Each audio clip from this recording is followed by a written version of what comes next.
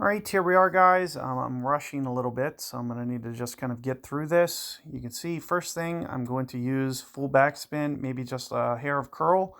One of the things that you'll want to do is you'll want to make sure that you kind of rotate the screen just a little bit too far. So you can see that I'm pushing the needle just a little bit far. I'm also going to kind of need to overplay my rings. I'm thinking, what's that, 8? With some curl.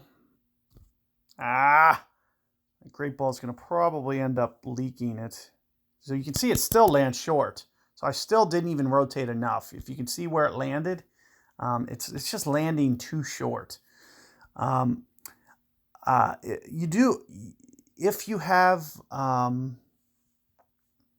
you might want to check out my other guide as well. I set up with a little bit more casual approach. You can also do this with a Thor's hammer.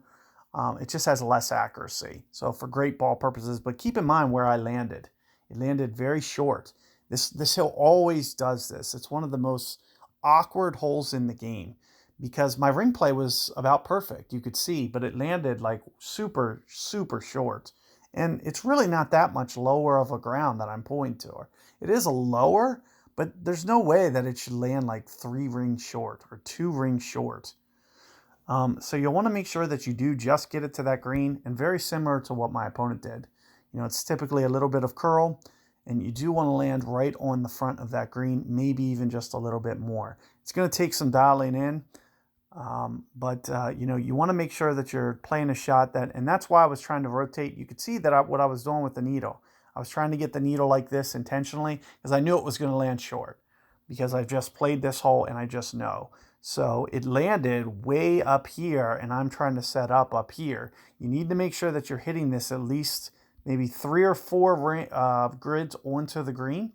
You may, even want to go just a, power 4 ball, for instance, because, you're right going to be at that power line. But other than that, my other guide sets up right here, and I also think that's going to be a makeable shot. So you might want to check that out. It's about 1.5-ish per ring. And then other than that, just a little bit of ball guide offset with the same QB shot. So it is also going to be makeable.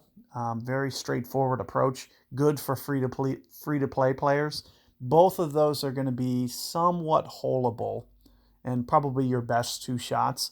I've had more success with the green approach. I've made that in Tour 11 a bunch when it used to be there. And that was kind of the way that I'd go about doing it. It's just kind of bouncing it right off the front of that green. This is the old Tour 11 back when it was still the second tee box.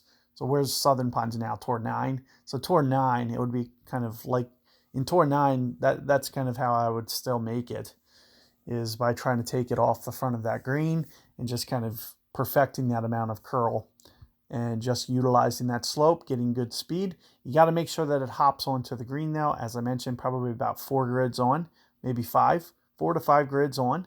All right, so right on the front there, and that pretty much will let you use full backspin, like the 65 backspin, like 6.5 bars, and then just kind of utilize that slope. So good luck there, and I will see you guys on the next one.